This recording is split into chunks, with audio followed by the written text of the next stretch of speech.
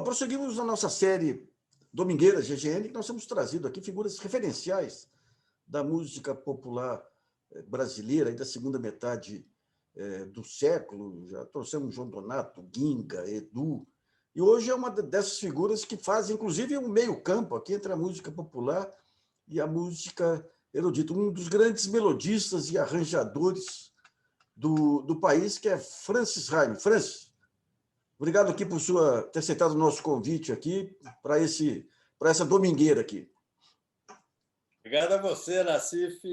Eu sou não só apenas teu fã, como fã do programa também. Às vezes assisto, né? Com muito prazer, né?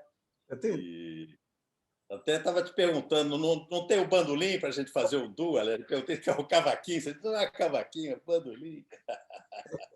Claro. Vou ter que trocar corda aqui, porque como é de solo, não tem ninguém para acompanhar aqui. Eu estou numa solidão musical que danada. Está sem calo ainda no dedo? Eu tenho um pouquinho de calo no violão. Eu enrolo um pouquinho no violão de vez em quando. Aí.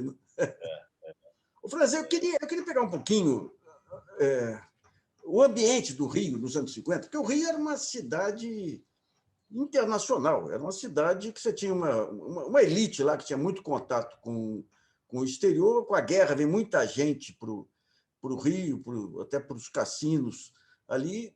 E a própria Bossa Nova aí tem um contato muito estreito com músicos americanos que vinham aí. Eu queria reconstruir um pouco a vida do Rio naqueles tempos através da sua família, os Raime. Eu andei levantando muito lá para a biografia do Walter Moreira Salles, e os Raime têm um papel interessante aí no Rio. Eu queria que você falasse um pouquinho da parte familiar primeiro. O meu avô paterno, que tinha o mesmo nome que eu tenho, é Francis Walter Raime. Aliás, herdei dele várias partituras de piano, porque ele fez uma fortuna incalculável do nada. E ele era um industrial, né? E tinha aquela... Me lembro que, quando eu estudava adolescente, nos livros de geografia, a Raime era citada lá entre as maiores siderúrgicas, né? A Belgo-Mineira, a Vale e a Raime, né? E era uma coisa incrível. Ele tinha uma fazenda lá em Jacarepaguá, né? Na zona oeste do Rio, né? Que, curiosamente, muitos anos depois, virou a Fazenda Passaredo, né? Foi uma coincidência, né? E ele, enfim, eu me lembro de ter ido algumas vezes lá à fazenda, né? Ele morreu em 48, eu tinha 9 anos de idade, mas eu me lembro dele assim, de uma maneira razoável, né? Ele era meu padrinho, né? E a minha avó paterna era madrinha, e enfim. Mas ele foi um músico assim precoce, deu concerto municipal e tudo, né? E daí eu herdei essas partituras dele, ainda tem hoje, de vez em quando. Agora não tenho estudado muito, mas algum tempo atrás eu estava voltando a estudar piano, e as partituras lá, o Anon, o Barro, enfim, o Cerne, enfim, aqueles exercícios todos. Eu também eu sei que é isso. Pois é. Não é? Ele era enfim, o meu pai era um industrial também, enfim, toda a família de parte de pai entrou para trabalhar com meu avô, não é? Enfim, e a minha mãe era uma artista plástica, né? Uma pintora, né? E de bastante talento, né? E separaram assim quando eu já tinha uns 10, 11 anos, né? E no período em que ela teve casada com meu pai, ela parou de trabalhar, depois aí recomeçou, enfim, e fez belos quadros, né? Enfim, então tinha essa divisão assim lá em casa, né? Enfim, meu pai mais voltado para a indústria, tá? E minha mãe o lado artístico, né? Que, enfim, já me entendia muito mais do que meu pai, né? O seu avô era imigrante ou a família... Meu avô nasceu aqui. Meu bisavô que era inglês. Meu avô já nasceu aqui. Né? E minha mãe tinha uma família mineira tradicional, Melo Franco Alves, né? Ela era de Montes Claros, a maior parte da família era de Paracatu. Inclusive, meu tio Márcio, né, que foi prefeito de Petrópolis uma época, né, e era muito curioso, porque na minha família materna, toda a família era udenista, mas o tio Márcio era petebista, né? E eu ficava ali, enfim, com a influência mais udenista, e aos poucos, né, eu comecei a caminhar para umas ideias mais de esquerda, né, a partir do meu ingresso na faculdade, né? Mas eu estava me lembrando hoje até que eu acho que na primeira eleição eu acho que eu votei no Jânio. Se bem que o Jânio juntava, né, o DN e PTB, mas não votei no Lote. Se fosse eu, não votaria, evidentemente, no Lote. Né? Eu lembro, Mas, eu lembro do Jânio fazendo comício em Poços de Caldas, lá que era a minha cidade, mas era um furacão, era um furacão. Ele enganava bem, enganava bem. Foi em 61, né? E ele tentou dar um golpe, né? Com aquela renúncia, né? Achando que iam trazê-lo de volta como salvador da pátria. Aí não deu certo, né? E tinha a chapa Janjan, né? Naquele tempo não era obrigatório votar. Aliás, não, era obrigatório, agora não me lembro, mas tinha na propaganda tinha Janjan. Que foi o Roberto Jânio Guzmão. O Roberto Guzmão, um ex-presidente da UNE, aí, depois foi diretor da Antártica, lá que criou a chapa Janjan, que permitiu ao Jango ser eleito também. Então, você conviveu, fora a parte musical, esse Rio dos anos 50, que era um ambiente intelectual muito interessante, aí, com Roberto Campos, Celso Furtado, tinha gente de todos. Mas você, o seu interesse era música desde o início. Mas você fez engenharia. Olha, meu interesse era a música obrigado, né? Quer dizer, eu comecei a estudar piano no Conservatório Brasileiro de Música aos 6 anos de idade. Aquela coisa que realmente você tem essa idade, você quer tudo menos ficar estudando piano, aquela coisa chata, né? Mas eu ficava pensando, não, eu nunca vou ser um músico assim, pianista, aquele negócio de ficar estudando 8, 9 horas por dia, não é a minha praia. Eu quero mesmo fazer uma coisa, engenharia. Me formei engenheiro, né? Eu achava que tinha que ter uma carreira mais sólida, enfim, né? Porque músico naquela época, hoje em dia é muito menos, é claro, né? Mas naquela época era uma profissão muito instável, né? Eu não queria, apesar de ter meu pai muito rico, não, porque eu não queria depender da família, iria trabalhar com meu pai, enfim, essas coisas, né? Então, a música, apesar de eu não gostar de estudar piano, eu gostava de tocar, enfim, eu gostava de ficar brincando, de improvisando no piano, música popular, cantarolando. Não é? Eu tinha um piano Steinway na sala, e o quarto da minha mãe ficava em cima, e eu ficava tocando umas escalas, e ela ouvindo. E, enfim, puxa, meu filho está estudando ali atentamente, eu tocava aqueles anon, mas eu estava, no fundo, cantarolando músicas de carnaval, implorar só a Deus, assim, às vezes não sou atento. E tocando. Só que lá de cima do quarto dela, ela só ouvia os arpejos, não ouvia eu cantarolando. Então, ela achava, puxa, meu filho está estudando os exercícios que o professor passou, tal, que ótimo, tal, enfim. Mas, enfim, então a música era para mim uma coisa mista, né? Se eu não tivesse sido obrigado a estudar piano, eu certamente não teria sido músico, né? E aquele meu contato com o piano, né, me dava muito prazer, né? E não passava nem pela minha cabeça a mais remota possibilidade de virar compositor, imagina, compositor, né? Mas eu ficava lá brincando, né? Mas foi daí que acabou aparecendo germe do compositor. Você passa um tempo na Suíça para quê? Para estudar engenharia ou já estava... Não, eu passei a minha infância e adolescência, a maior parte em internatos, né? Até pelo fato de meus pais serem separados, tal, e eles diziam que eu dava muito problema, que eu era muito briguento, tal, enfim. E aí me botaram no internato aos 9 anos de idade, já fui para um internato lá na Tijuca, que era Santa Marcelina, que tinha uma divisão só para meninos, em cima, que a maior parte era de meninas, né? E, enfim, com 9 anos de idade, Depois eu passei um período no Santo Inácio, uns 3 anos externo, aí adorei e tal, mas logo já me botaram no internato no São José, ali na Tijuca, né? 3 anos ali. E aí, com 15 anos de idade, eu saí e fui para o Andros, e, enfim, um externato, e, enfim, aí comecei a curtir mais a liberdade, mas eu não estudava muito, não, enfim, e saía, às vezes, escondido à noite para ir para os bares, para ouvir, me lembro, sobretudo Luizinho Essa, que tocava ali no Hotel Plaza, em Copacabana, né? Saía escondido quando minha mãe deitava, pegava os sapatos e ia pé ante pé saindo, né? E aí, realmente, chegou no meio do ano, meu pai chegou para mim, ó, Francis, está muito vagabundo, não estuda, assim não é possível, tal.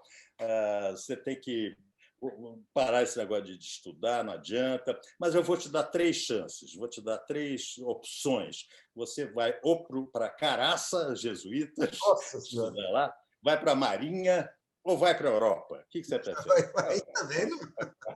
Imagina, né? Agora, mal contava eu que ele se esmerou em procurar lá, não tinha internet na época, mas ele, enfim, ele pesquisou lá e descobriu o colégio mais rigoroso da Europa, que era em St. Gallen, na Suíça, Institut auf dem Rosenberg.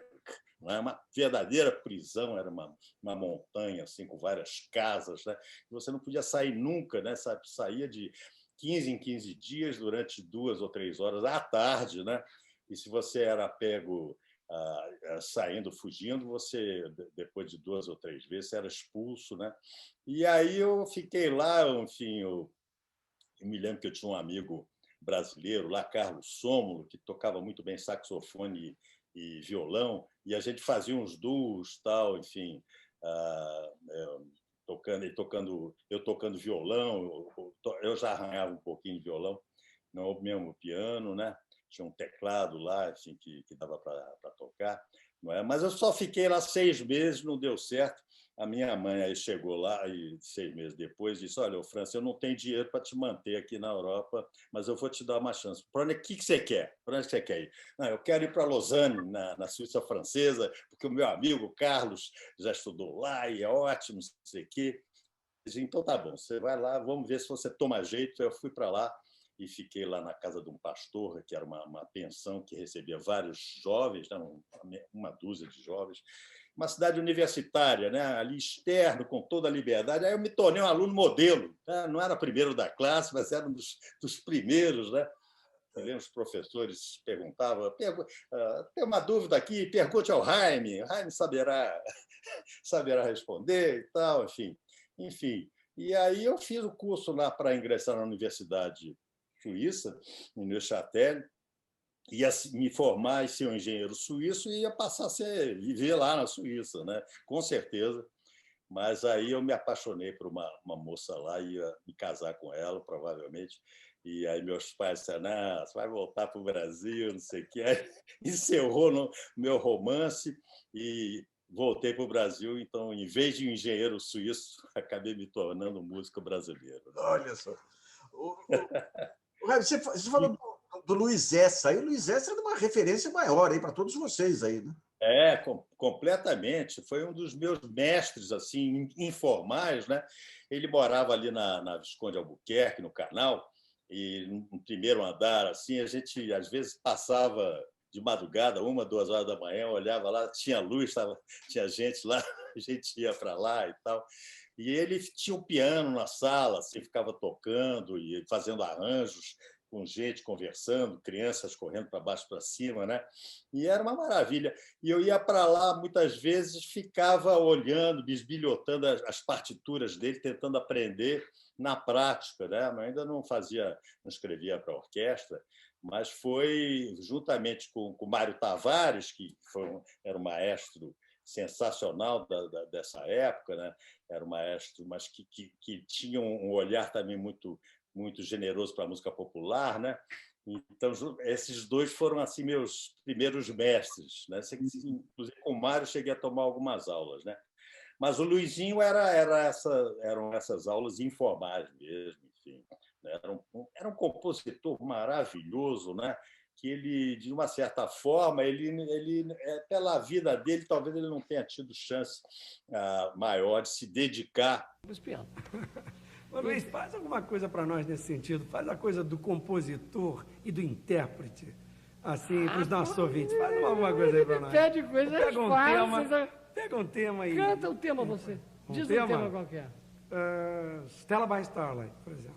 Mas isso já existe. Eu estou dizendo um tema que ninguém conhece. Exatamente. Inteiramente nova? Inteiramente nova. Eu posso fazer improvisar sobre um tema? Tudo bem.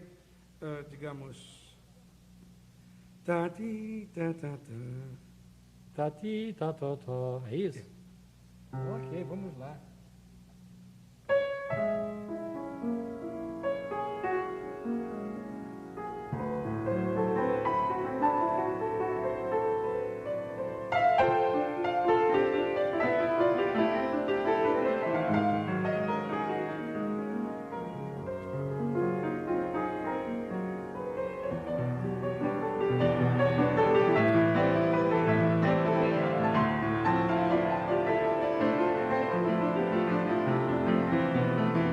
Composição, os arranjos, né? Ele tocava muito na noite, né? De uma certa forma o consumia de várias formas, né?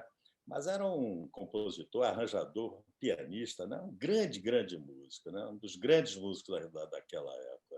Né? Quando você volta, digamos, aquele início da Bossa Nova já tinha acabado, né? O que era a música brasileira quando você volta da Suíça? Olha, quando eu voltei, primeira vez que eu ouvi alguma coisa ligada à Bossa Nova, foi uma rádio suíça lá, se eu não me engano, foi o Agostinho dos Santos cantando a Felicidade, né? E eu fiquei impressionado com aquilo, não me lembro quem tocou violão nessa gravação, pode ser que tenha sido João Gilberto, e eu fiquei impressionado, e eu logo que voltei, eu tinha uma relação, um círculo de amigos, assim, e tocava piano de uma maneira muito batuqueira, né? E eu me lembro que eu tive uma certa dificuldade de me adaptar àquela levada mais econômica, né? Mais com menos notas, enfim, eu levei algum tempo. Depois, aos poucos, eu fui passando do admirador ao músico que conseguia, enfim, se integrar naquele universo, né? Do ponto de vista de músico, né? Compositor nem pensava nisso, né? Isso viria um pouco mais à frente no encontro com o Vinícius, né? E Vinícius eu conheci alguns anos antes, lá em casa. Ele era muito amigo de minha mãe, Dália Tunina, né? E eu toquei para ele naquele Steiner, lá, onde eu estudava, toquei aquela valsa dele Eurídice, né? Essa aqui, né? Todo mundo conhece.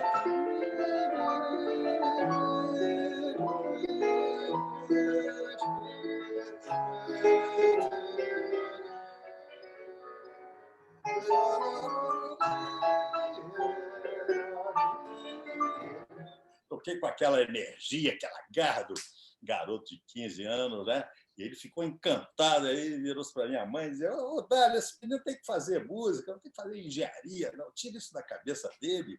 Não é? E, enfim, foram palavras proféticas, né? Porque anos mais tarde eu reencontrei Vinícius, uns 7, 8 anos depois, em 63, 64, né? E fiz a nossa primeira canção, Sem Mais Adeus, que foi ponto de partida para a minha carreira de compositor.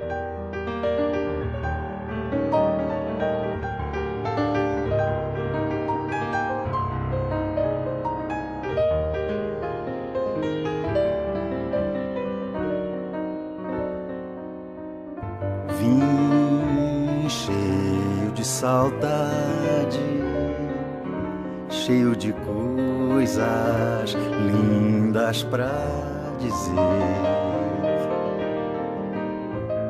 Vim porque sentia que nada existia fora de você, nem a poesia, amor, na sua ausência quis me receber. Vim banhado em pranto, eu te amo tanto.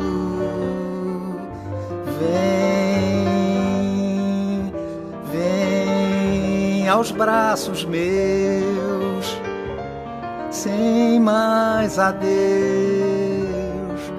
oh, vem. Então, a partir dali, de 63 a 69, a música e a engenharia coexistiram, né? Porque eu ingressei na faculdade lá do Fundão, a Nacional Escola de Engenharia, e fiz o curso todo, né? Um pouco aos trancos e barrancos, repetindo o ano, tal, porque eu ia lá para as baladas, tal, enfim. E às vezes eu tinha uma turma de amigos muito querida que às vezes copiava todas as aulas e me passava, então eu só comparecia mesmo no dia de prova, né? Mas consegui me formar em 69, né? 69. Então, durou uns 7 anos. Eu cheguei a ingressar na faculdade do Lar São Francisco. Peguei a última turma, aí repeti ano e fui para o Fundão no ano seguinte. Então, peguei a primeira turma do Fundão, né? Mas... Pegando um pouquinho, você fala desse jeito batucado do piano. Eu entrevistei também o Menescal, que já foi para o ar aí. Ele falava muito da influência do Johnny Alves sobre a batida do piano também, né? Você chegou a beber nessa água também? Não, o Johnny Alf eu conhecia muito pouco. Não o conheci pessoalmente, inclusive, né? Mas foi uma coisa mais de... Acho que a partir mesmo da batida do violão mesmo, não é? O Luizinho essa tinha uma forma de tocar também que me influenciou bastante, sem dúvida, né? E tinha outros pianistas lá, como Sérgio Mendes, César Camargo, né? Enfim, que eu estou me lembrando agora dessa época, mas sobretudo o Luizinho, né? Se bem que e o Tom também, evidentemente, né? O piano do Tom bem econômico, né? Com as notas certas, como ele diz, né? Outro dia até estava vendo comentários sobre o Cristóvão Bastos, né? Que o Tom diz, não, o Cristóvão toca as notas boas, as outras não precisam, né? Enfim. Mas era uma coisa mais baseada no violão mesmo. De uma certa forma, eu tentava transpor para o piano a batida econômica do violão, né? Quer dizer... Você podia tocar a primeira composição sua aí com o Vinícius? Sem mais adeus. Vamos lá. Cheio de saudade, cheio de coisas queridas para dizer. Vim porque sentia que nada existia fora de você. A poesia,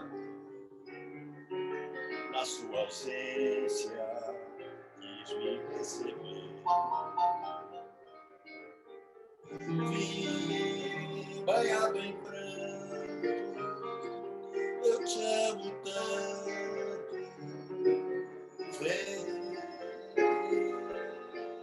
Vem aos braços meus, sem mais adeus.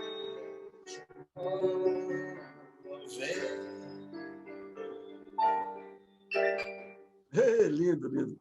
Esse pós-Bossa Nova ressuscita a canção brasileira, que é o que o Tom também tinha no pré-Bossa Nova, mas a canção volta com tudo nesse período aí, né? E você é um dos caras que levam adiante aí esse renascimento da canção, né? A canção, o samba canção, de uma certa forma, né? Que era mais... tem um pé no bolero, né? E, enfim... Mas a canção ela é revigorada mesmo, né? E Vinícius, eu me lembro que o Vinícius puxava mais meu lado de samba, né? Ele gostava muito de compor, apesar de termos feito algumas canções, inclusive essa primeira. Embora Sem Mais Adeus, na verdade, eu toquei agora ela como canção, mas originalmente ela é um samba-canção, né? Tem uma levada, né? bem morna, né? E o Rui Guerra, né? Por sinal, ontem mesmo ele mandou uma letra para o Music, né? O Rui que puxava mais para o meu lado de canções. Né? O Rui foi meu segundo parceiro, cronologicamente, né? Esse primeiro disco seu, 6 em ponto, o que continha? O Seis em Ponto é de 64, Tá aqui. se eu não me engano. E tinha, bom, era um conjunto amador, né? O único semi-profissional dali era eu mesmo, porque enfim, eu escrevia, enfim, já tinha feito curso do conservatório, então eu lia música, né? Mas para passar para os músicos, eu escrevi assim, dó, do, ré, r, era assim, né? Que ninguém lia música. E no violão, imagina você, nós tínhamos Nelsinho Mota. Você já imaginou o Nelsinho tocando violão, né? E tinha o Camarão no trombone, que era assim, talvez o músico mais já quase profissional. Tinha o Alberto Tavares na flauta. Alberto era filho do Ekel Tavares, né? Olha só, do grande Ekel Tavares. Exatamente, né? E aí nós fizemos aquele disco cuja maior virtude, na realidade, era a contracapa, né? Que era assinado pelo Tom e pelo Ronaldo Boscoli, né? E eu fiz aqueles arranjos para a formação que era piano, violão, baixo, bateria e um sopro, não é? E a melhor faixa foi, se eu não me engano, não sei se foi Amor a Esmo, que é uma música antiga que eu tenho com o João Vitório, que depois, aliás, depois virou A Noiva da Cidade, que anos depois o Chico botou uma letra e botou, enfim. E nesse dia apareceu o Raulzinho do trombone para tocar contrabaixo, né? E o João Palma na bateria. Então essa faixa foi a mais bem acabada.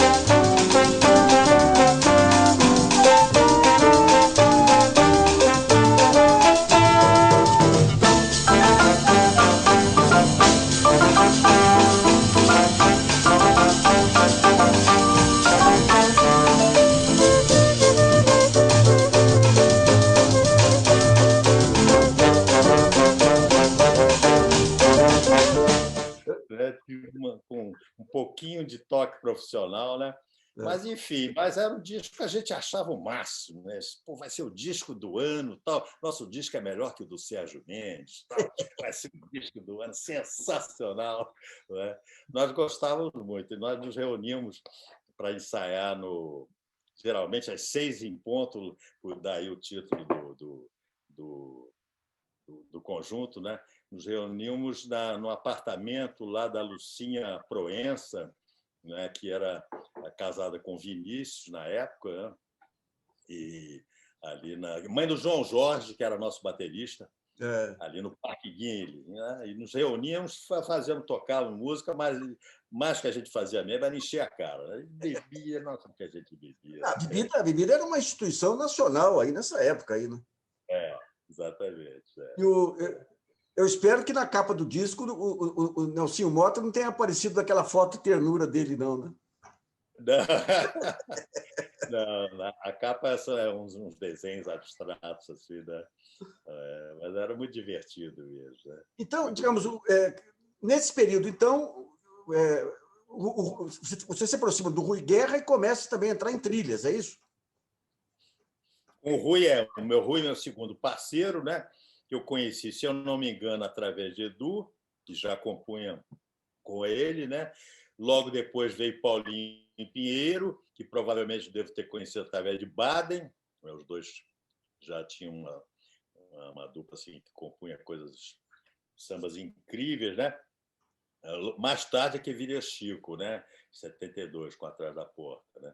Mas o Rui, como eu estava dizendo antes, ele puxava mais do meu lado de canções mesmo, né? E, enfim, era um compadre querido, né? E, enfim, escreve muito bem, muito original, né? Geralmente com o Rui acontecia de eu fazer a música antes, eventualmente, ele letrar, ou o contrário. Até mais frequentemente eu musicava poemas ou textos dele, né?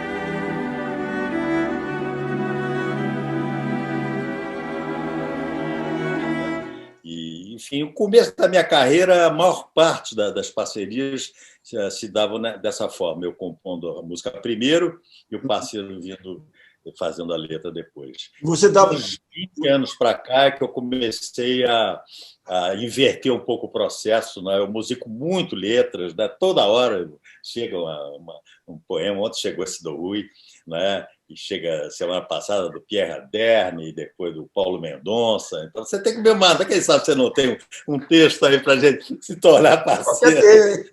Eu gosto muito, né? E eu desenvolvi uma certa manha, porque musicar textos, né? Enfim, eu acho que a maior qualidade, quando você vê uma composição onde o compositor musicou o texto, dá a impressão de que a música não ficou correndo atrás do texto, né? Dá a impressão que foi feito ao contrário. Quando você consegue esse objetivo, não é? Aí é porque foi bem musicado. A letra, o letrista ele tem que ter um certo instinto musical aí para poder garantir um pouco de ritmo, senão você fica o musical fica louco aí, né? Não, e tem que, de preferência, ser musical, né? Porque às vezes tem certas palavras, né? Em português é muito difícil, às vezes. Umas certas palavras que não soam bem, né? De repente, sei lá, um U lá em cima, não sei. Às vezes, o urubu, às vezes até você dá um jeito, né? Quando o próprio compositor faz junto música e letra, né? Como o caso do Chico, né? Às vezes ele encontra formas assim incríveis, né, de fazer uma palavra teoricamente difícil de soar, como paralelepípedo, né? Cada paralelepípedo haverá sido, né? Isso aí. Quem é que conseguiria a proeza de botar a música em paralelepípedo, né? Mas quando você faz junto a música e letra, aí, enfim. Tá. Agora, se é para musicar Agora, o Vinícius, o que impressionava no Vinícius são algumas músicas dele aí, que a composição dele, a música, em que ele tem um equilíbrio na música, assim, umas sacadas aí, que é uma coisa fantástica. Não, Vinícius é um músico completo. Sim. Né? Ele tocava um violão razoável. Não é? Me lembro que quando ele fez o Eu Não Existo Sem Você, né, contou, eu sei, você sabe, já que a vida quis assim. Né, no dia que ele fez a canção com o Tom, ele apareceu lá em casa, lá na Lagoa, né? Eu morava nessa época com a minha mãe, e mostrou para ele no violão, assim, mostrou com muito, né, com muita propriedade, com muito artigo, né? A primeira música que você faz com o Rui Guerra, qual que é? Ou a mais... A primeira, eu acho que é Ave Maria. Ave Maria. Né, que é uma que vai assim. Ave Maria,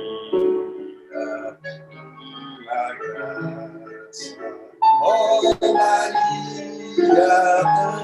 tão bonita, tão sereno teu sorriso. Ave Maria, vem semeio.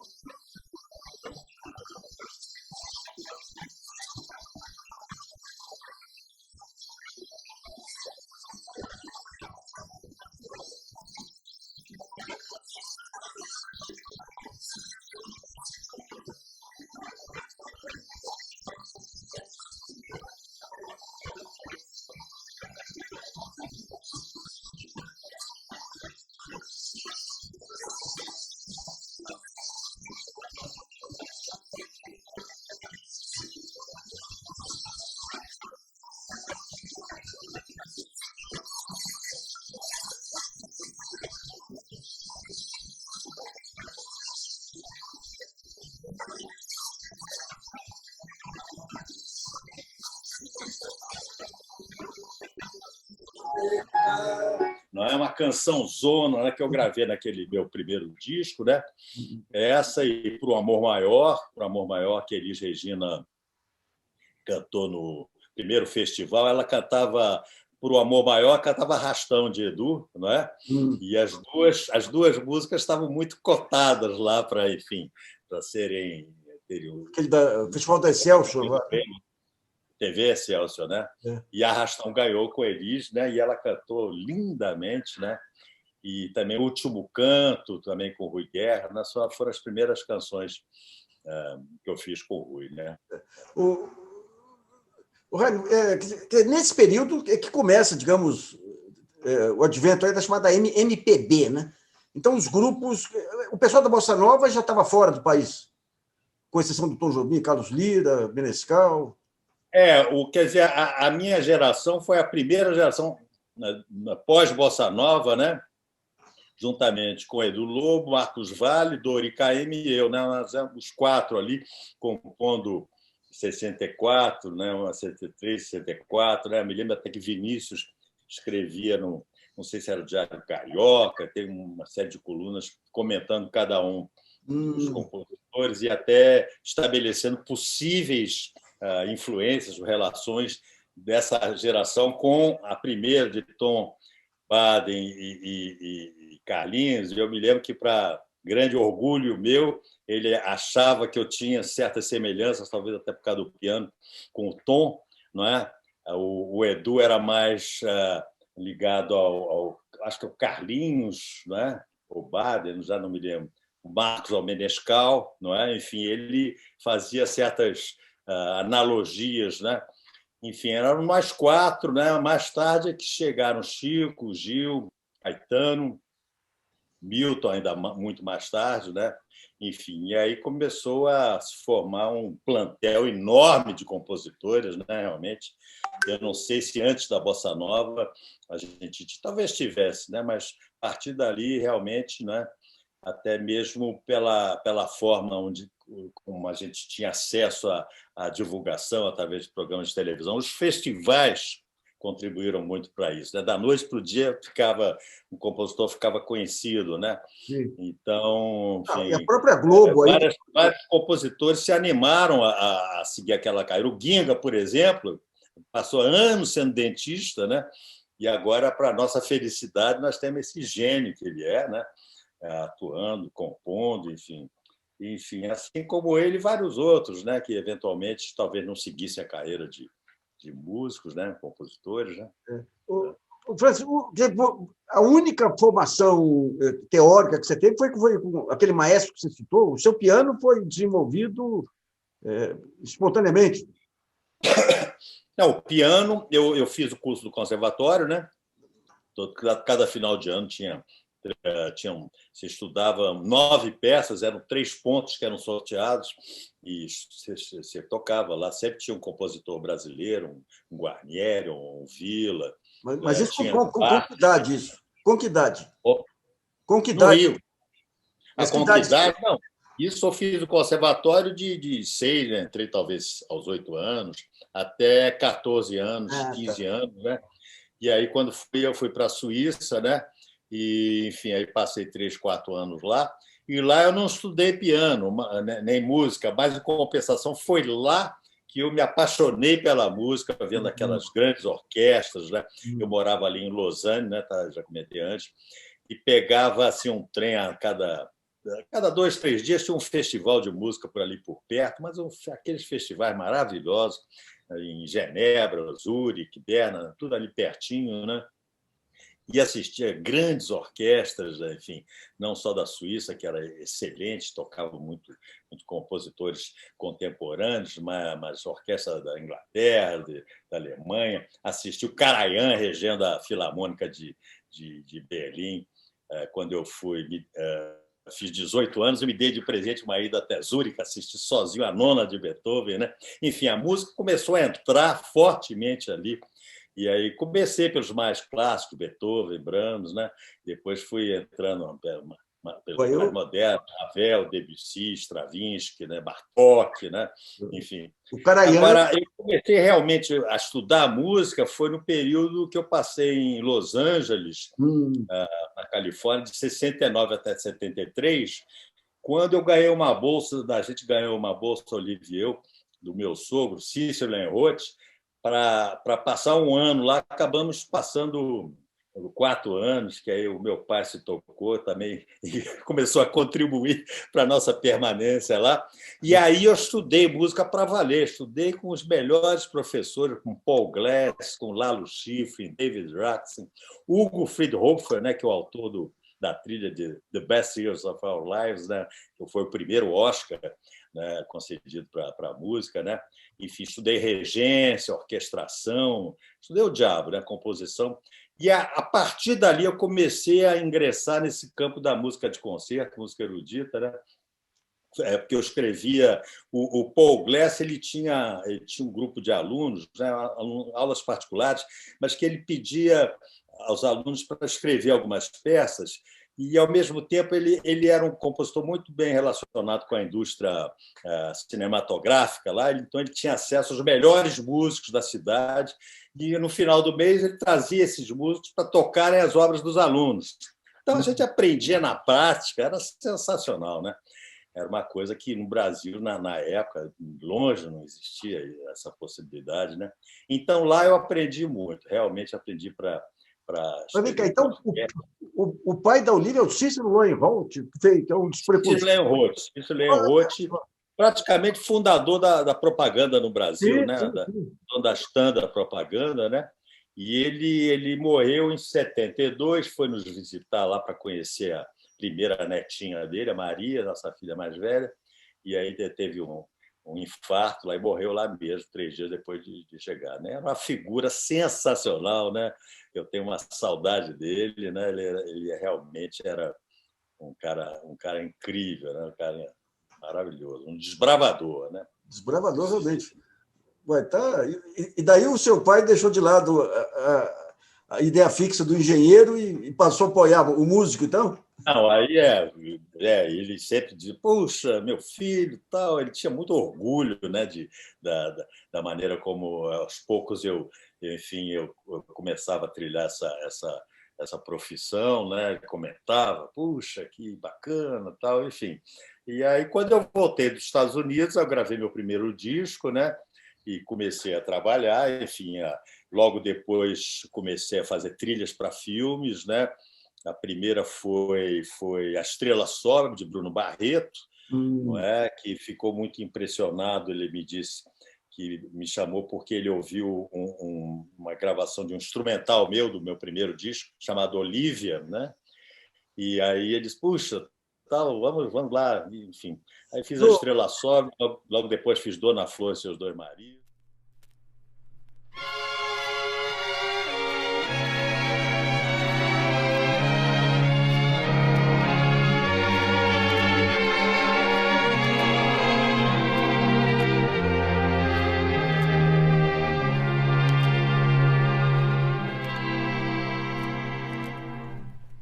O que será que lhe dá? O que será, meu nego? Será que lhe dá? Que não me dá sossego? Será que me dá? Será que o meu chamego quer me judiar? Será que isso são horas dele vadiar? Será que passa fora o resto do dia? Será que foi-se embora em má companhia? Será que essa criança quer me agoniar? Será que não se cansa de desafiar o que não tem descanso nem nunca terá? O que não tem cansaço nem nunca terá? O que não tem limite? Várias trilhas, né? Algumas que foram premiadas, inclusive, né? Com Coruja de Ouro. Eu queria, né, que você falasse um pouquinho do Lalo Schifrin, o argentino Lalo Schifrin, aí, que foi uma figura mitológica lá nos roteiros. Não, o Lalo era um professor sensacional. Eu conheci ele aqui no Brasil ainda, na época dos festivais, né? Festival Internacional da Canção. Costumava haver umas festinhas depois do festival, lá num apartamento grande que o Cícero Lenroth tinha, meu sogro tinha ali no Flamengo, na Rui Barbosa. E aí todo mundo para lá, Johnny Mendel, Quincy Jones, Lalo Schifrin, Henry Mancini, era uma constelação. E a gente ficava tocando as músicas nossas lá. Eu me lembro um dia, o Johnny chegou para mim e disse, você não tem medo que a gente copie as músicas de vocês? Eu estou gravando tudo aqui. Não, imagina, não tem importância, a gente faz outra. Não, a gente era garoto, enfim, era a nossa ingenuidade, né?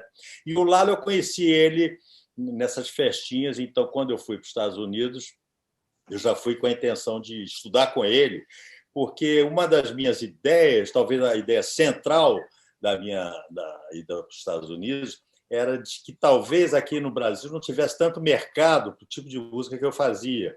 Eu almejava, enfim, fazer uma carreira de compositor de trilhas nos Estados Unidos, eventualmente, fazendo uma ponte, 6 meses lá, 6 meses aqui.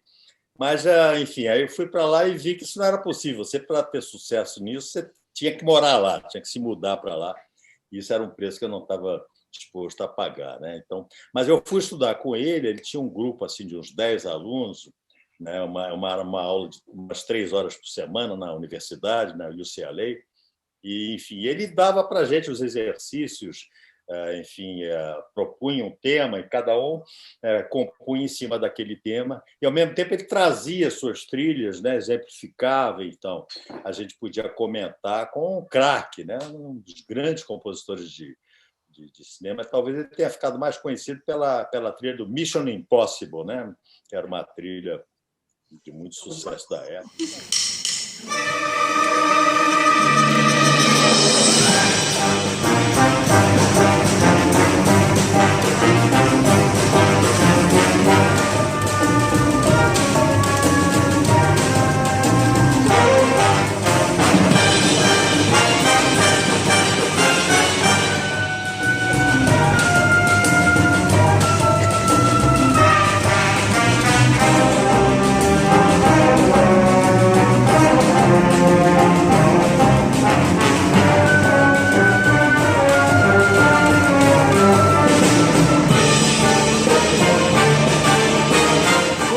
O Quincy Jones, nessa época, tinha uma parceria ali, o próprio Henry Mancini, com o Valtel Branco. Você chegou a conviver com o Valtel lá, não? Com o Valtel, não. Eu conheci o Valtel aqui no Brasil, lá não me lembro, não me lembro de ter encontrado ele. O Quincy eu encontrei ele algumas vezes, inclusive uma vez eu fui a uma gravação dele, um seriado, que tinha o Ray Brown, tinha o Victor Feldman no vibrafone, e tinha o Oscar Peterson no piano. E, em um determinado momento, eu me vi ao lado do Oscar Peterson, e era uma cena lá que não tinha piano, o piano não tocava, mas estava lá o Oscar Peterson lá, e, de repente, ele tá rolando a gravação, daí ele dorme ali em cima do piano, e eu olhando para aquele monstro sagrado ali, nossa, né? Me lembro dessa cena, jamais vou esquecer, né? E, enfim, eu tive alguns contatos com Quincy lá, em certa ocasião ele me pediu, Francis, eu gostaria que você gravasse fizesse uma gravação de Trocando em Miúdos 20 vezes, para eu ver como é que você canta, como é que você toca, que eu quero gravar essa música. Eu fiz 20 vezes, aí gravei e tal. Ele acabou não gravando a música, né? Mas Quincy ainda hoje é atuante, né? Um grande músico também, né? Ele não dava aulas, porque senão eu teria estudado certamente com ele, né? Francis, para colocar música em letra, o roteiro é simples. O roteiro no cinema, como é que é? Você vê todo o filme, depois pensa cada cena. Como é que é feita a música incidental, por exemplo? Como que entra nisso também? Não, no cinema, com cada diretor, né, tem um processo diferente. O Bruno por sinal, ele gosta muito de música, né? Até ele me dizia, se eu não fosse cineasta, eu seria músico, certamente, né? E outros também, né? O Eduardo Scorel também, com quem eu fiz Lição de Amor, né? Mas normalmente enfim, às vezes eu recebia um roteiro, né? Começava a pensar eventualmente tipo de música que poderia ser, mas onde a música realmente começava a nascer era na Moviola, que a gente ia para lá e assistia o filme antes de ser montado, e, enfim, e aí discutindo com o diretor que tipo de música era mais adequada, né? E aí, a partir daí, começava a especificar, ver em que momento deve entrar uma música, em que momento ela deve sair. Será que essa cena deve ter música? Às vezes você põe uma música numa cena, estraga ela, não tem que ter música, né? Ou então, qual é a intenção que você quer passar para o espectador? Se você quer passar um suspense, enfim, tipo de abordagem, né? Qual é o tipo de música que se presta? Às vezes você tem uma cena muito movimentada, será que você faz uma música também movimentada? Ou, ao contrário, você faz uma música oposta, né? Tem essa abordagem, né? Enfim, e eu me lembro que o Lalo me dizia, olha, às vezes você tem como é que ele dizia? Um bom filme e uma boa música, mas você jamais conseguirá fazer de um mau filme um bom filme só pela música, né? Se o filme é ruim, não adianta, né? Mas, enfim, é um trabalho muito integrado com o diretor, não é? Que, de uma certa forma, é o grande orquestrador do trabalho ali todo, né? Enfim, aí eu pegava lá a minutagem, enfim, via alguns pontos onde deve haver. Hoje, com o computador é muito mais fácil, onde deveria haver uma sincronia né? Eu me lembro que uma vez o Bruno chegou, acho que foi acho que foi no Dona Flor, ele chegou para mim e disse: Francis, eu tenho minha maior obsessão um dia poder ter uma música, acendo uma luz, aí plim, aparece, tem uma pontuação da música. Aí está no Dona Flor, eu disse, vou botar música no teu plim, ali quando o Teodoro, que é o segundo marido de Dona Flor, né? Eles vão para a cama na noite de núpcias, né? E aí eles deitam ali, aí o Teodoro vai lá e apaga, né? Que ele é todo circunspecto, né? Tímido, então, apaga a luz, né? Para eles treparem, né? Plim! Né? Enfim, às vezes você tem essas coincidências, né? Marcar. Às vezes não, né? Mas enfim.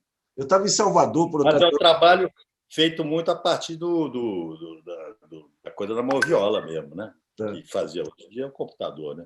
Eu falei que eu estava em Salvador quando estava filmando Dona Flor, lá no Pelourinho, primeira vez, aquele ambiente mágico e tudo. De repente eu vejo uma igreja saindo aquele monte de gente de roupa dos anos 20, eu falei, pirem. Eu fui lá ver o que era. Você estava lá, é? Estava lá. Olha. E você aparece na cena? Não, eu estava como jornalista lá fazendo um negócio qualquer lá. Sei. Pois é, mas de repente te pegavam desprevenidamente como eu figurante. estava com roupa muito contemporânea aí dos anos 70, 80. A primeira trilha que você musica, então, qual que é? Foi a Estrela Sobe. Estrela Sobe com a Beth Faria, não é? Isso foi em 73, digamos, 74, não é? Ganhei um Coruja de Ouro. Não, Coruja de Ouro, não, acho que não foi Estrela Sobe. Não ganhei, não. Ganhei Coruja de Ouro com Dona Flor e com Lição de Amor, do Eduardo Escorel, né? E é curioso, né, que esses dois prêmios que eu tive, tanto Dona Flor como Lição de Amor, as produções eram completamente diferentes. Dona Flor era uma produção ambiciosa, você tinha uma puta orquestra, né, com um naipe grande de cordas, metais, tinha o diabo, né? Era uma produção rica. Já a Lição de Amor era uma produção mais econômica, eu só contei com 3 ou 4 músicos, uma flauta, um cello, eu toquei piano, né?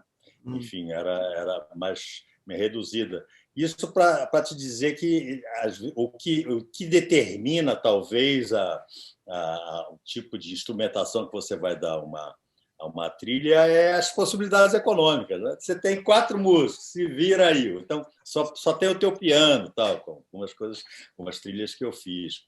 Ou então você tem uma grande orquestra, né? Enfim. Né? Às vezes, uma grande... Você falou do Vinícius, depois o Rui Guerra, o Paulo César Pinheiro foi o terceiro. Paulinho Pinheiro foi o terceiro, não é? Nessa década sobretudo nessa década de 60, né? E uma das músicas nossas mais conhecidas na época foi A Grande Ausente, que foi a primeira música assim, a ter um sucesso maior e ser finalista no festival. Inclusive, primeira vez que eu fui para os festivais tocar mesmo, participar daquela confusão, né, que era uma delícia. Mas eu fui aí, participei. Aí o Taiguara... Vamos trazer a 6ª colocada no júri popular. Júri popular decide, então, que Francis Haime volte ao nosso palco. O arranjo de Lindolfo Gaia, A Grande Ausente, de Francis Haime, Paulo César Pinheiro, vai ser interpretada com Taiguara.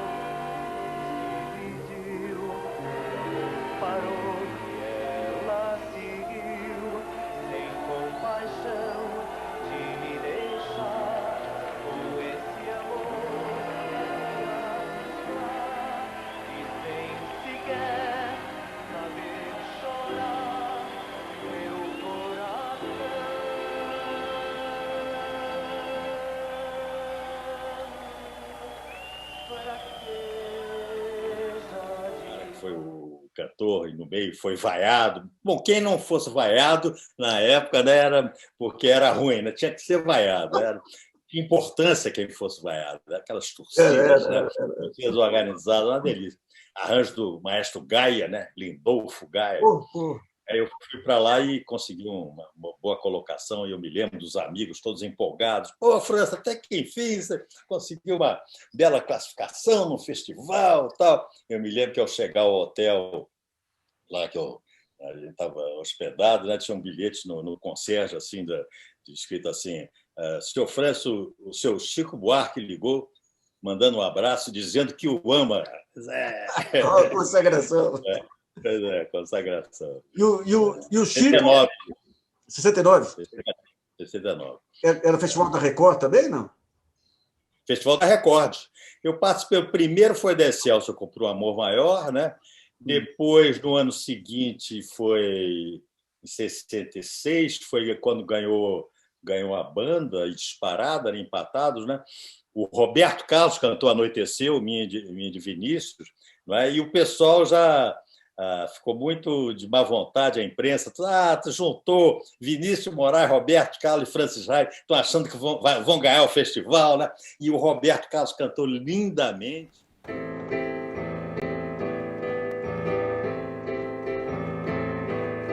A luz morreu, o céu perdeu a cor, anoiteceu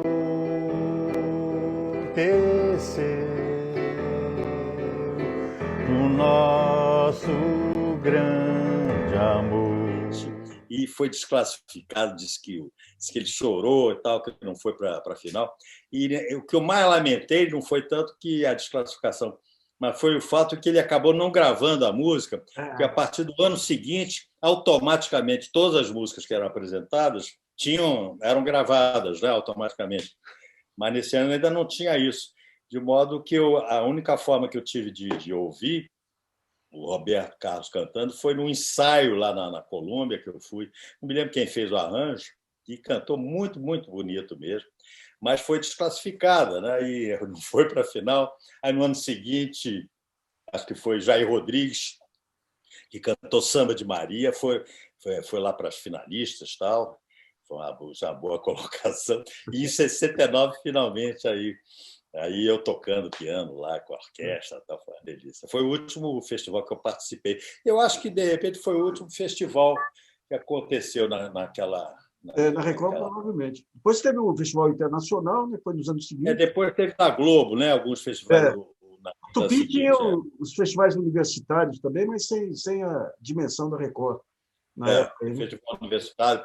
Tive um festival universitário no qual até eu fui júri, que eu acho que o Gonzaguinha ganhou com o Trem, né? Que era muito bonito. Eu participei desse festival também.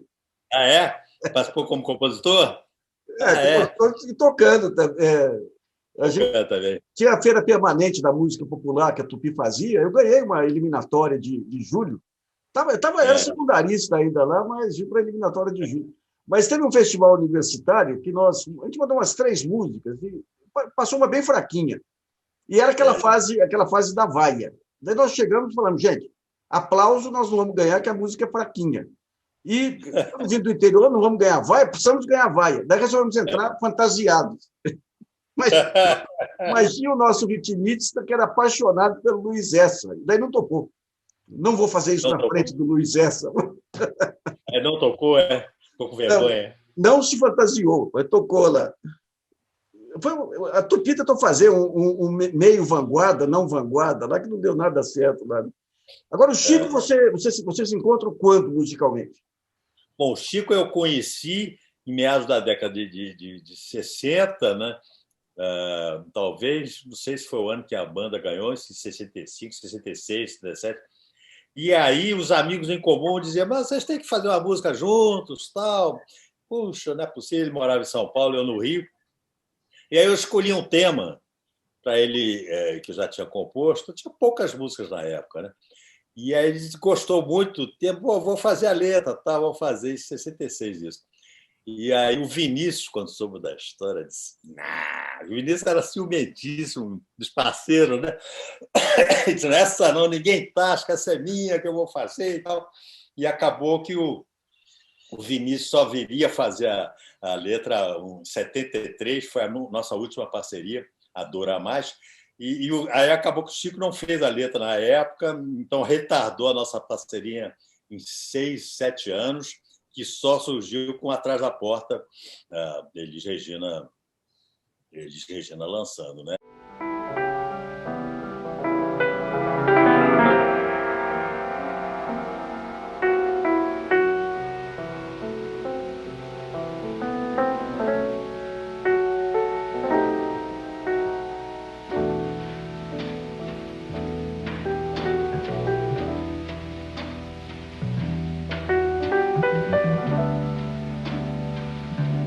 Olhaste bem nos olhos meus e o teu olhar era de adeus. Juro que não acreditei, eu te estranhei, me debrucei sobre o teu corpo e duvidei.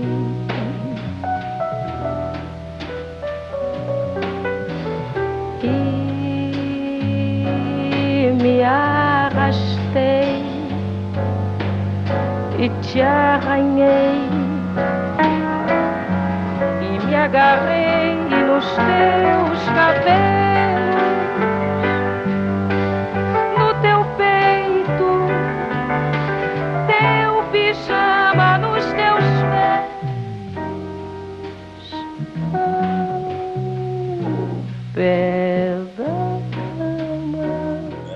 Mas também que estreia.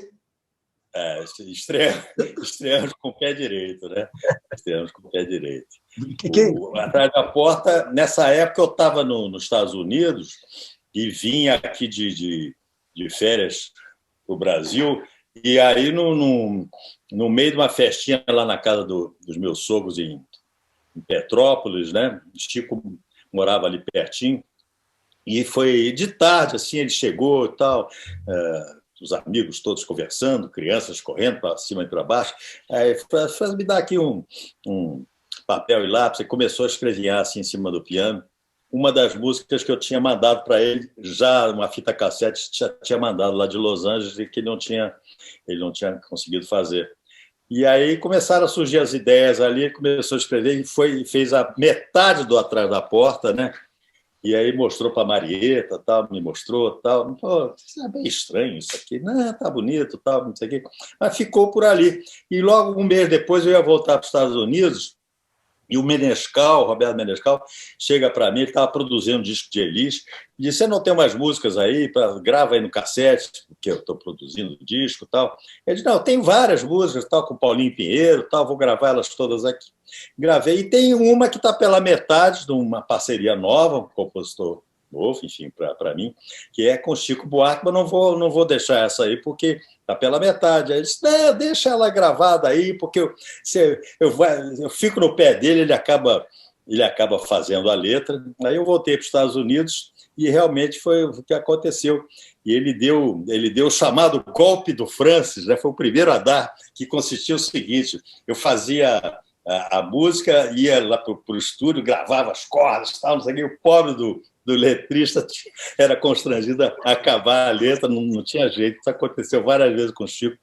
Mas, a bem da verdade, o Menescal foi o primeiro a dar o golpe do Francis, e aí ele foi lá para o estúdio, gravou e tal, e César Camargo Mariano fez aquele belíssimo arranjo, né? E gravou, e um belo dia o Chico me liga lá para Los Angeles, na meia-noite, aqui, 7 da noite lá, diferente de horário, e eu lá fritando ovo. E naquele tempo o telefonema era um acontecimento, né? Telefonema internacional, imagina, né? E aí, o que aconteceu? Né? Não, é que eu acabei a letra, não tem para ninguém mostrar para ninguém, todo mundo dormindo, tal. Era meia-noite, tal, e resolvi ligar para você. Puxa, que maravilha, né?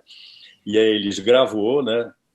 Enfim, foi a primeira música nossa, assim, e teve bastante sucesso, né? E a partir dali, logo que voltei no ano seguinte para o Brasil, e aí eu fiz uma parceria com o Chico, né, de quase uns 10 anos, né, até nossa última parceria, acho que vai passar, ou embarcação, enfim, 82 embarcação, vai passar um pouquinho depois.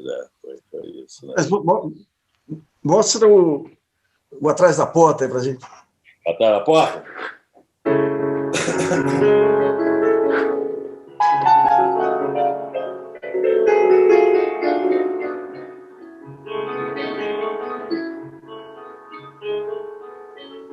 Quando olhaste bem, olhos e o teu olhar era de adeus.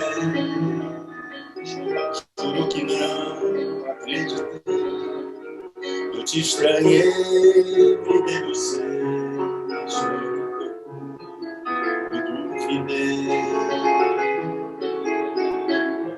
E me arrastei, te agarrei, e me agarrei nos teus cabelos, nos teus pelos, teu pijama, nos teus pés ao pé da cama, sem carinhos, leva tapete atrás da porta, reclamei baixinho, dei pra maldizer o nosso lar, pra sujar teu nome, te humilhar e me entregar a qualquer preço, te adorando pelo avesso, até mostrar que eu era. Até mostrar que eu era tu. Até mostrar que dá som.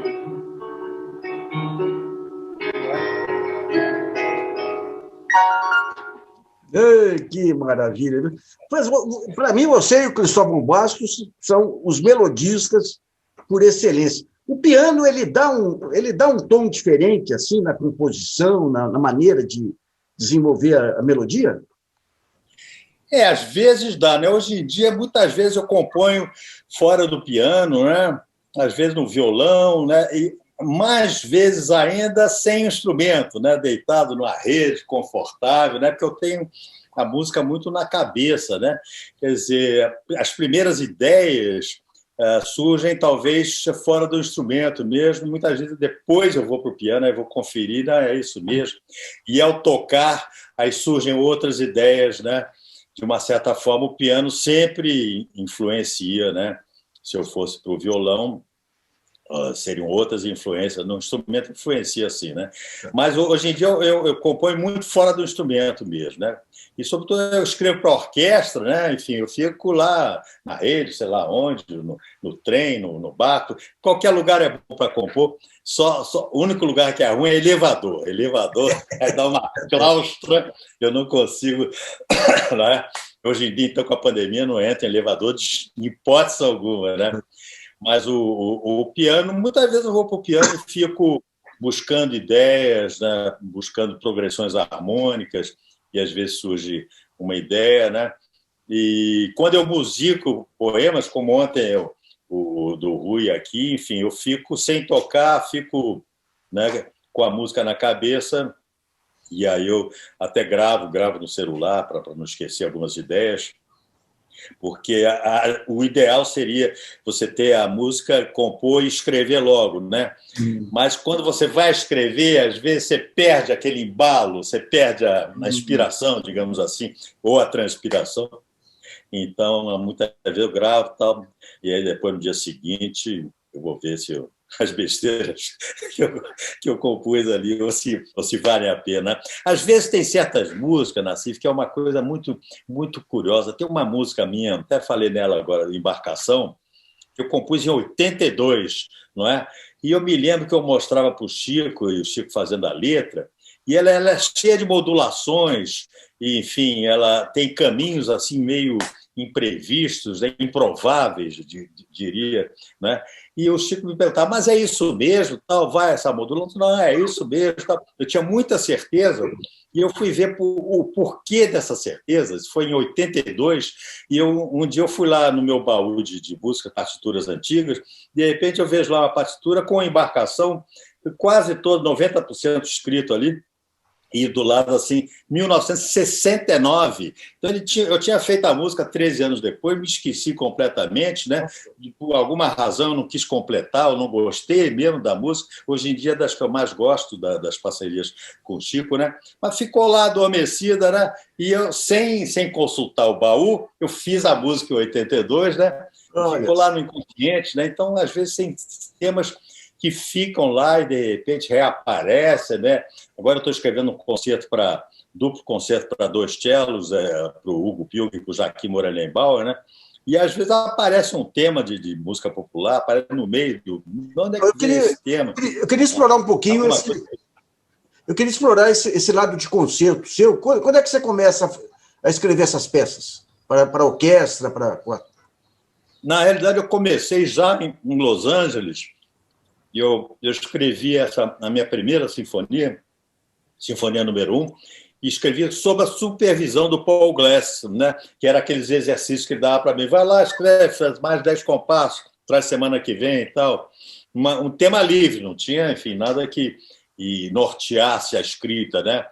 E era uma escrita, de uma certa forma, mais atonal, não é? Dessa primeira sinfonia. E aí, enfim, quando eu voltei para o Brasil, interrompi esse processo, mas eu retomei o contato através do Benito Juarez, que era o maestro da Sinfônica de Campinas, né, titular, e que tinha um olhar muito voltado também para a música popular, nos concertos dele. Ele era muito criticado por isso, às vezes, né, pelo pessoal mais purista, né? Mais conservador. Ele abria para a música popular e ele disse, acaba essa sinfonia aí, eu vou tocar aqui com a Sinfônica de Campinas. Eu disse, tá bom. Aí eu passei um ano. E lembro que eu, às vezes, fazendo shows, levava um teclado lá para os hotéis e ficava lá tocando, enfim, uma turnê de 2 meses, e aí, cada dia, eu vibrava mais, não tanto com o show que eu estava fazendo à noite, mas o trabalho à tarde, que eu estava lá escrevendo alguns compassos, né? Tinha dias que não conseguia escrever nada, enfim. Mas foi o primeiro trabalho que eu fiz, ele apresentou a sinfonia, e logo depois, 2 anos depois, ele nos encomendou a mim, a Geraldinho Carneiro, uma cantata, Carnavais para Corumista e Orquestra, para comemorar os 25 anos do Coralusp, né? Então, fez um concerto com 500 vozes lá em Campinas, ao ar livre, sensacional. Fez depois ali na sala, esqueci o nome agora, na sala de concertos lá de Campinas, fez em São Paulo, né? No Carnavais. E, enfim, eu me lembro que a ideia era estrear em Campos do Jordão, mas o diretor artístico de Campos do Jordão era o Eleazar de Carvalho, que torcia um pouco o nariz e dizia, não, esse negócio de... Até houve uma troca de cartas minha com o Eleazar pelos jornais, né? Enfim, ele defendendo lá os pontos de vista dele e os meus, né? E ele dizia, não, eu não ouvi e não gostei, tal. São marchinhas de carnaval. Mas foi um trabalho assim que eu fiquei aqui, eu estou aqui em Itaipava, na região serrana do Rio, fiquei aqui enfurnado, escrevendo, levantava todo dia cedinho, 6 da manhã, que escrevia, e consegui fazer, enfim, aí o Benito apresentou lá, foi realmente uma apresentação brilhante, né? E aquilo me deu me estimulou muito, né, a compor, né? Porque tinha uma certa dificuldade, às vezes, né, por causa do preconceito que existia entre do pessoal da música erudita. Hoje em dia já não existe praticamente mais isso, né? E eu componho muito nessa linha ali no meio, né, entre a música popular e a erudita, né? E aí escrevi o concerto para violão e orquestra, muito incentivado pelo Rafael Rabelo, né? Que era grande amigo meu, enfim, e morava pertinho de mim uma certa época ali no Leblon. E aí escrevi para ele. Muitas vezes ele chegava, ele supervisionava, ele via os dedilhados, as posições, não é? E um dia ele chegou para mim e disse, Franz, essa posição aqui, isso é coisa de pianista, isso não existe no violão, não. Mas pode escrever que eu garanto, né? Então, ele disse, tá bom, então eu vou fundo, eu escrevi o concerto Aí, quando ele nos deixou, eu disse: esse concerto nunca mais vai ser tocado por ninguém, que eu escrevi para ele.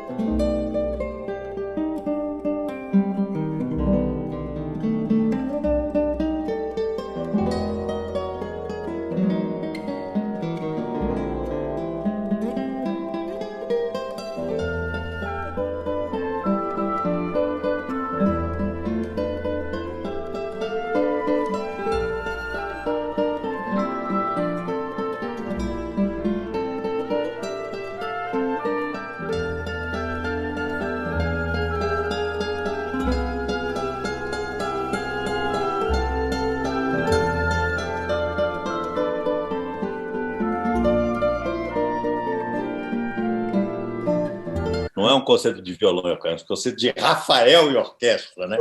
Até que alguns anos depois o John Nashlin, né, que disse, eu mostrei para ele meu concerto, enfim, e aí ele disse: olha, eu tenho um cara que vai tocar o teu concerto, vai tocar exatamente como você escreveu, eu vou te apresentar ele, que é o Fábio Zanon. Aí o Zanon tocou, arrasou com a OSESP, com a regência da Alondra de la Parra, né, uma regente mexicana linda, grande regente, né? E, enfim, e aí o disco foi gravado, inclusive nessa época eles gravavam automaticamente, e foi até indicado para o Grammy.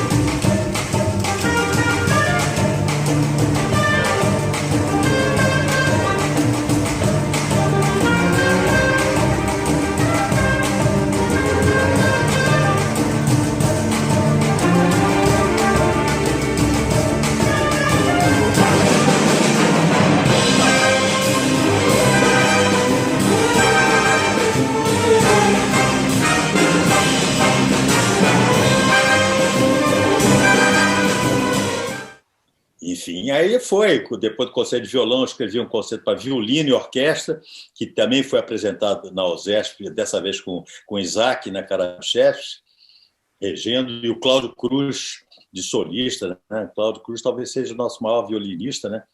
E depois disso, um concerto para harpa e orquestra, que é a Lilba, da USESP, harpa e orquestra, né? Olha só. Tocou lá em Campos do Jordão. Depois um concerto para clarinete e orquestra, né? Vários concertos. E agora estou com esse duplo concerto aqui, já escrevi 2 movimentos, não é? Daqui a alguns meses termino, quem sabe consigo apresentar esse ano ainda. Mas é um trabalho que me dá muita alegria, né? Que corre paralelamente ao trabalho da música popular, né?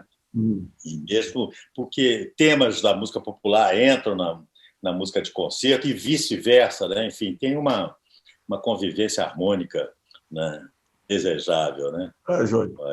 Francis, para a gente encerrar aqui, vamos colocar a música que te chama ao coração aí.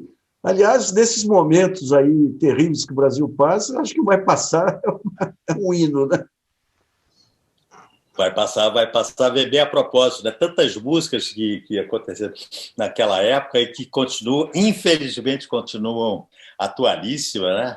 É uma loucura, né? Mas podemos encerrar com Vai Passar. Tá certo. Vamos lá.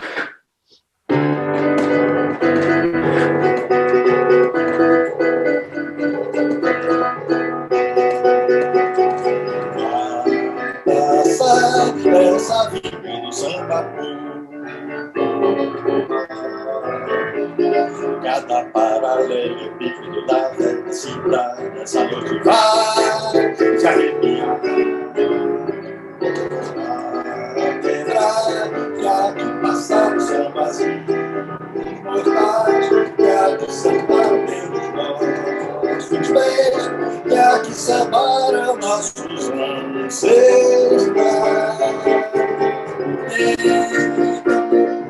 Página infeliz da nossa história, passagem desbotada da memória das nossas novas gerações. Dormia a nossa pátria mãe tão distraída, sem perceber que era subtraída em tenebrosas transações. Seus filhos erravam cegos pelo continente, levavam pedras feito penitentes, perdendo estresse para trás. E um dia, afinal, tinha direito a uma alegria fugaz, ofegante melodia, que se chamava carnaval. Natação, palmas pra aula, palmas feitas, floração e o bloco dos Napoleões gentis. E os filhos, meu Deus, vem olhar, te ver de perto na cidade, a cantar, a emoção da vontade. Até o dia clarear, que vida polere, que vida polar, sanatório geral vai passar, que vida polere, que vida polar, sanatório geral vai passar. Maravilha, obrigado aí, viu? Maravilha de entrevista aí. Obrigado, querido. Que bom te ver e te ouvir e conversar com você. Então, até a próxima. Programa uma vez.